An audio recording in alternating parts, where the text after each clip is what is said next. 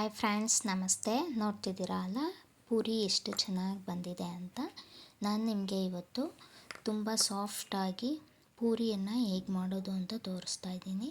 ಹಾಗೆ ಪೂರಿ ಜೊತೆ ವೆಜಿಟೇಬಲ್ಸ್ ಸಾಗು ಕೂಡ ಮಾಡೋದು ಹೇಗೆ ಅಂತ ತೋರಿಸ್ಕೊಡ್ತಾ ಇದ್ದೀನಿ. ನೋಡ್ತಿದ್ದೀರಲ್ಲ, ಪೂರಿ ಎಷ್ಟು ಸಾಫ್ಟಾಗಿ ಬಂದಿದೆ ಅಂತ. ನೋಡೋಣ ಬನ್ನಿ ಹೇಗೆ ಮಾಡೋದು ಅಂತ. ಇಲ್ಲಿ ಒಂದು ಬೌಲ್ನ ತೊಗೊಳ್ತಾ ಇದ್ದೀನಿ. ಇದಕ್ಕೆ ನಾನು 1 ಕಪ್ ಆಫ್ ಗೋಧಿ ಹಿಟ್ಟನ್ನು ಹಾಕ್ಕೊಂಡು 1 ಕಪ್ ಗೋಧಿ ಹಿಟ್ಟಿಗೆ ಅರ್ಧ ಕಪ್ಪಷ್ಟು ನಾನು ಮೈದಾ ಹಿಟ್ಟನ್ನು ತೊಗೊಳ್ತಾ ಇದ್ದೀನಿ. ಇದಕ್ಕೆ ಚಿಟಿಕೆ ಉಪ್ಪನ್ನು ಹಾಕ್ಕೊಂಡು ನಾನು ಇದನ್ನು ಚೆನ್ನಾಗಿ ಕಲಸಿಟ್ಕೊತಾ ಇದ್ದೀನಿ.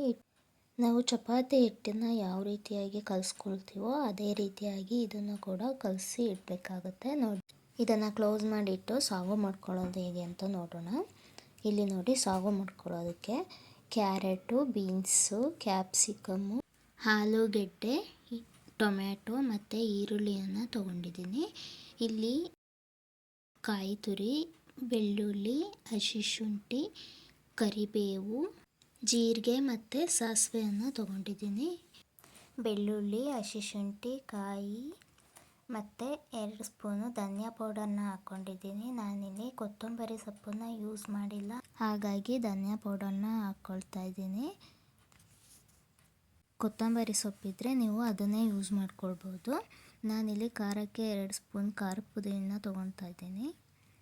ಇದನ್ನೆಲ್ಲ ಪೇಸ್ಟ್ ಮಾಡಿ ಇಟ್ಕೊಳ್ಳೋಣ ಫಸ್ಟು. ನೋಡಿ, ಎಲ್ಲ ಪೇಸ್ಟ್ ಆಗಿದೆ. ಅದನ್ನು ಒಂದು ಬೌಲ್ಗೆ ಹಾಕ್ಕೊಳ್ತಾ ಇದ್ದೀನಿ.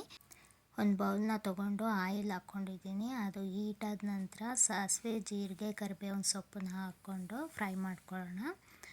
ಈಗ ಈರುಳ್ಳಿಯನ್ನು ಹಾಕ್ಕೊಂಡು ಈರುಳ್ಳಿ ಸ್ವಲ್ಪ ಕಲರ್ ಚೇಂಜ್ ಆಗೋ ಥರ ಫ್ರೈ ಮಾಡ್ಕೊಳ್ಳೋಣ.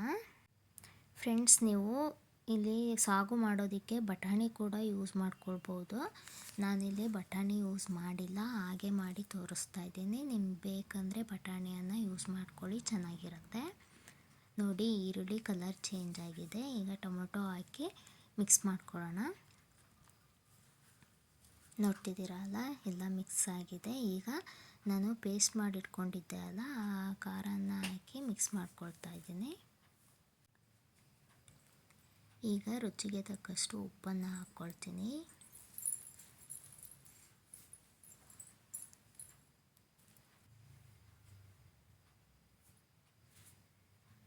ಉಪ್ಪನ್ನು ಹಾಕ್ಕೊಂಡು ಮಿಕ್ಸ್ ಮಾಡ್ಕೊಳ್ತಾ ಇದ್ದೀನಿ. ಈಗ ಕಲರ್ಗೆ ನಾನು ಸ್ವಲ್ಪ ಅರಿಶಿನ ಪುಡಿಯನ್ನು ಯೂಸ್ ಮಾಡ್ತಾ ಇದ್ದೀನಿ. ಇದು ಅರಿಶಿನ ಪುಡಿ ಬಂದು ಆಪ್ಷನಲ್ ಇರುತ್ತೆ.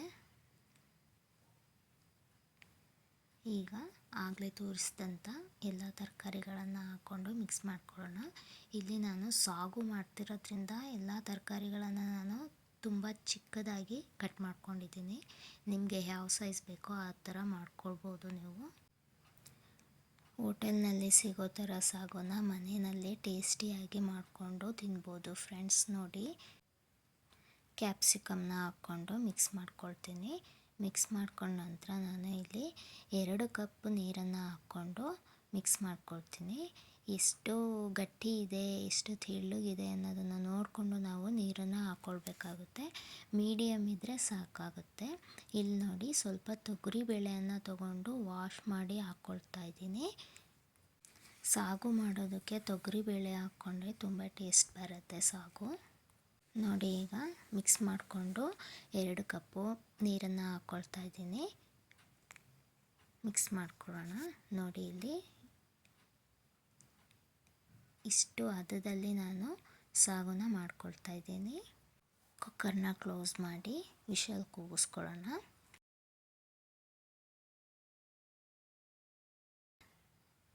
ನೋಡ್ತಿದ್ದೀರಲ್ಲ ಫ್ರೆಂಡ್ಸ್, ಸಾಗು ಎಷ್ಟು ಚೆನ್ನಾಗಾಗಿದೆ ಅಂತ. ಇದನ್ನು ಒಂದು 10 ಮಿನಿಟ್ಸ್ ನಾವು ಕೂಲ್ ಆಗಲಿಕ್ಕೆ ಬಿಟ್ಟರೆ ಇದು ಸ್ವಲ್ಪ ಗಟ್ಟಿ ಆಗುತ್ತೆ ಫ್ರೆಂಡ್ಸ್. ನೋಡ್ತಾ ಇದ್ದೀರಲ್ಲ, ನಾನು ಒಂದು ಬೌಲ್ಗೆ ಸರ್ವ್ ಮಾಡ್ತಿದ್ದೀನಿ. ಪೂರಿ ನೋಡ್ತಿದ್ದೀರಲ್ಲ ಫ್ರೆಂಡ್ಸ್, ಎಷ್ಟು ಸಾಫ್ಟಾಗಿ ಬಂದಿದೆ ಅಂತ. ನೀವು ಕೂಡ ಟ್ರೈ ಮಾಡಿ, ಲೈಕ್ ಮಾಡಿ, ಸಬ್ಸ್ಕ್ರೈಬ್ ಮಾಡಿ. ನೆಕ್ಸ್ಟ್ ವಿಡಿಯೋದಲ್ಲಿ ಸಿಗೋಣ. Thank you.